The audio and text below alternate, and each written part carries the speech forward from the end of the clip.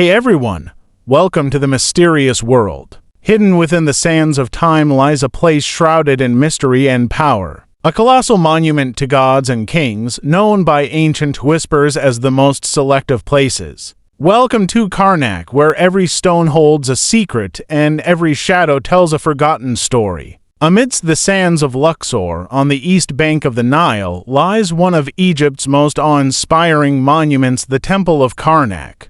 Built over 2,000 years by a succession of pharaohs, this sprawling complex is more than just a religious site. It is the story of ancient Egypt's grandeur, its devotion to the gods, and its architectural brilliance. The temple was originally called etched, which translates to the most select of places. Its current name, Karnak, is derived from the nearby village of El Karnak, meaning fortified village. Karnak isn't just one temple, it's a city of temples, shrines, pylons, obelisks, and colossal statues. Known in ancient times as etched, meaning the most select of places, Karnak was the spiritual heart of Thebes, the ancient capital of Egypt. Covering over 200 acres, Karnak remains the largest religious building ever constructed. More than a place of worship, it was the home of Amun-Ra, the chief god of the New Kingdom. The temple was a spiritual nexus, reflecting the power of the gods and the pharaohs who ruled Egypt.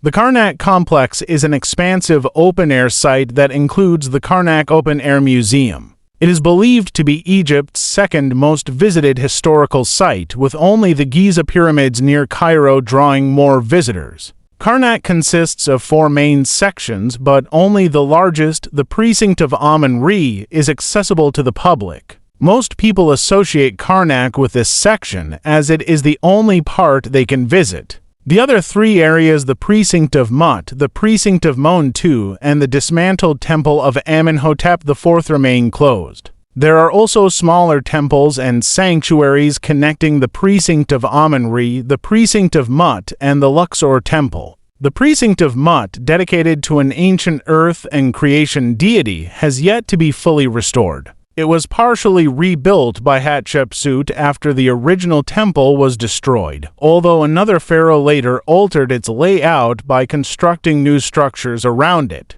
Parts of the temple may have been repurposed for other buildings. What sets Karnak apart from most other Egyptian temples and sites is the extended period over which it was developed and used. Construction began during the Middle Kingdom and continued through the Ptolemaic era, with around 30 pharaohs contributing to its expansion. This prolonged development gave Karnak a size, complexity, and diversity unmatched by other temples. Although none of its individual features are particularly unique, the sheer scale and number of structures are extraordinary.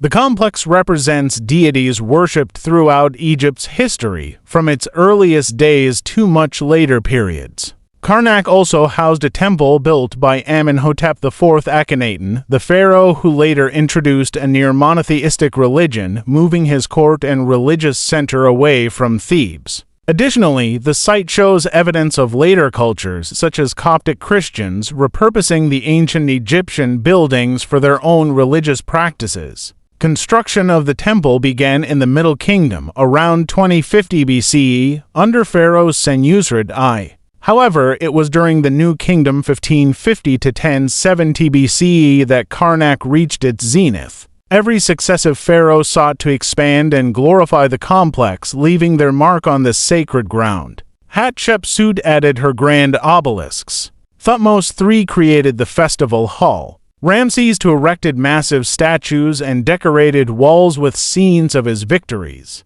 Perhaps the most iconic structure within Karnak is the Great Hypostyle Hall. The Great Hypostyle Hall in the Precinct of Amun-Ra covers an area of 50,000 square feet and is filled with 134 enormous columns arranged in 16 rows. Of these, 122 columns are 10 meters tall, while the remaining 12 reach a height of 21 meters, with each having a diameter of over 3 meters. The massive architraves resting atop these columns are estimated to weigh around 70 tons. The hall was started by Seti I and completed by his son Ramses II around 1279 BCE. It is believed that these architraves may have been raised to such heights using levers, a process that would have been slow and required great precision. Another theory suggests that large ramps made of sand, mud, brick, or stone were built, allowing the stones to be hauled up. If stone ramps were used, much less material would have been necessary.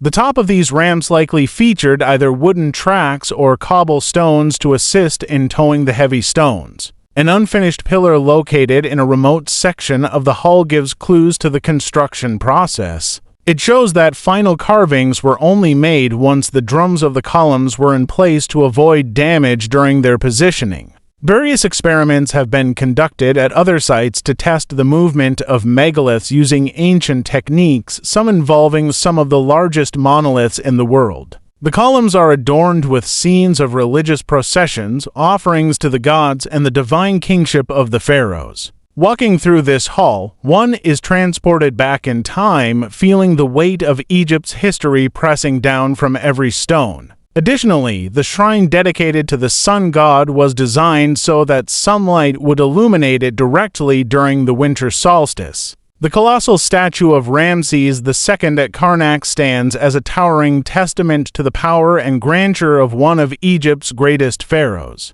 Carved from stone, this imposing figure reaches heights of around 10 meters, depicting Ramses II in a traditional pharaonic pose with his arms crossed holding royal symbols. Known for his military victories and monumental building projects, Ramses II had numerous statues erected across Egypt to solidify his legacy. At Karnak, his colossal statue stands as both a symbol of his divine authority and a guardian of the temple complex, reflecting the pharaoh's enduring presence in Egyptian history. Karnak's obelisks, soaring toward the heavens, symbolize the connection between the gods and the pharaohs.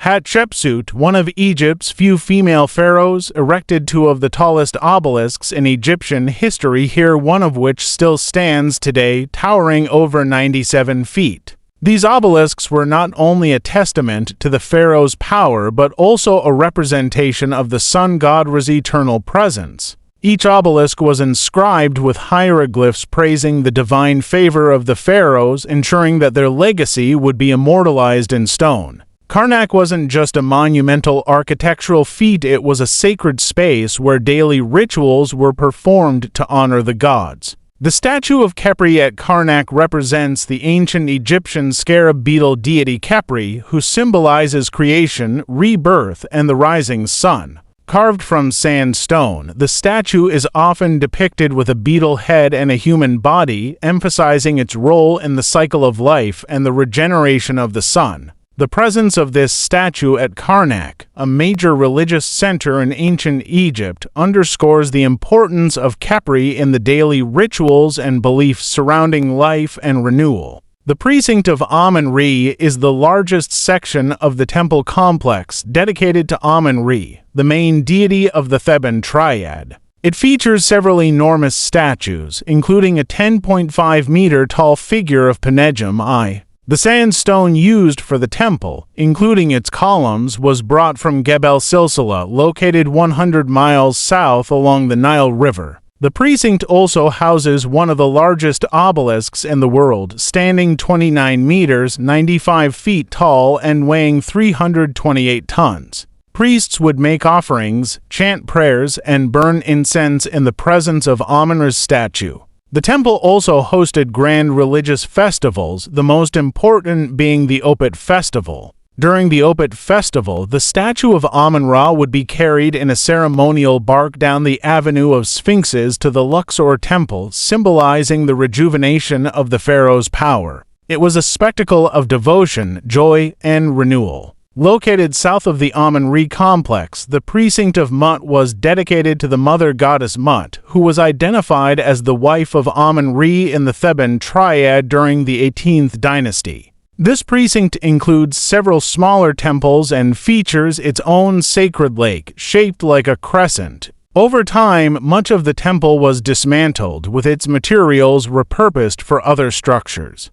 After extensive excavation and restoration by a team from Johns Hopkins University, led by Betsy Bryan, the precinct of Mut has been reopened to the public. During the excavation, 600 black granite statues were discovered in the courtyard of the temple, suggesting that this precinct may be one of the oldest parts of the site. In 2006, Brian revealed findings of a festival celebrated at the temple which appeared to involve intentional overindulgence in alcohol. Historical records suggest that tens of thousands of people, including priestesses and the local population, participated in this festival. As Thebes rose in prominence, Mut absorbed the attributes of warrior goddesses like Sekhmet and Bast. Over time, Mut became Mutwajet Bast, then Mut Sekhmet Bast, and eventually Mut Sekhmet Bast Menhit, as other deities like Menhit and Nikbet were merged into her identity. Excavations at Luxor uncovered a porch of drunkenness built by the pharaoh Hatshepsut during her reign.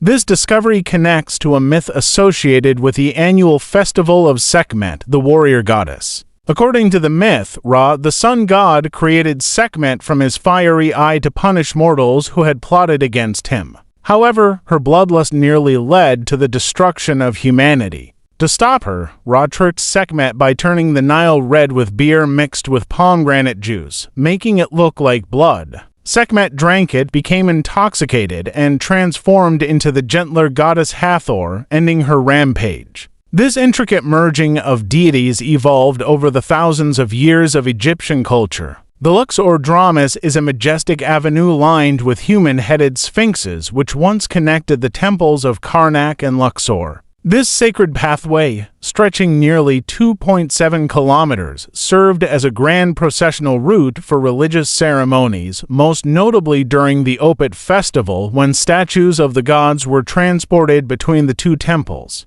The human-headed sphinxes, symbolizing protection and divine power, flanked the avenue, creating a monumental entrance to both sacred sites. Restorations have brought parts of this ancient pathway back to life, allowing visitors to walk the same route as the pharaohs and priests of ancient Egypt. Precinct of Montu dedicated to the son of Mut and Amun-Re, Montu, a war god. It is located to the north of the Amun-Re complex and is much smaller in size. It is not open to the public. The ram-headed sphinx statues at Karnak, known as cryosphinxes, are iconic symbols of protection and power. These statues, with the body of a lion and the head of a ram, line the processional avenue leading to the precinct of Amun-Re. The ram was associated with the god Amun, symbolizing strength and fertility, while the lion's body represented regal authority.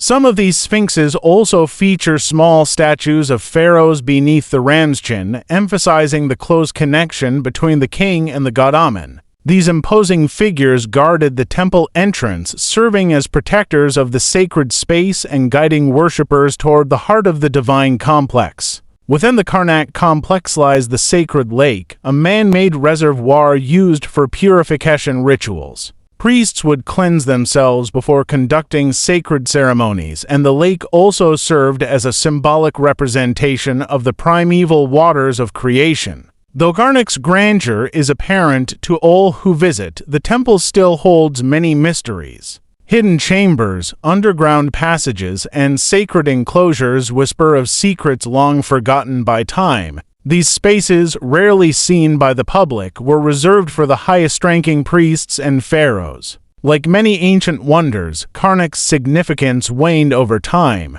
The rise of Christianity and Roman rule led to the abandonment of the temple as a place of worship. However, its ruins remained, captivating the imagination of European explorers in the 19th century. Today, Karnak stands as a testament to Egypt's enduring legacy. Archaeologists continue to uncover new secrets within its ancient walls, revealing more about the people who once called this sacred site home. Karnak's legacy is one of resilience and grandeur. It continues to inspire awe in those who visit, offering a glimpse into the spiritual and political life of ancient Egypt. The temple is not just an archaeological site, it is a living monument to one of history's greatest civilizations. Karnak, a place where gods once walked and pharaohs ruled, stands as a silent witness to the passage of time. Its stones hold the stories of a people who believed in their divine right to rule and their eternal connection to the gods. And even today, millennia later, its magnificence remains unrivaled. Thanks for joining us on this journey through the awe-inspiring Temple of Karnak. If you enjoyed exploring this ancient wonder, make sure to like this video and share it with your friends. Don't forget to subscribe for more amazing content on history and archaeology.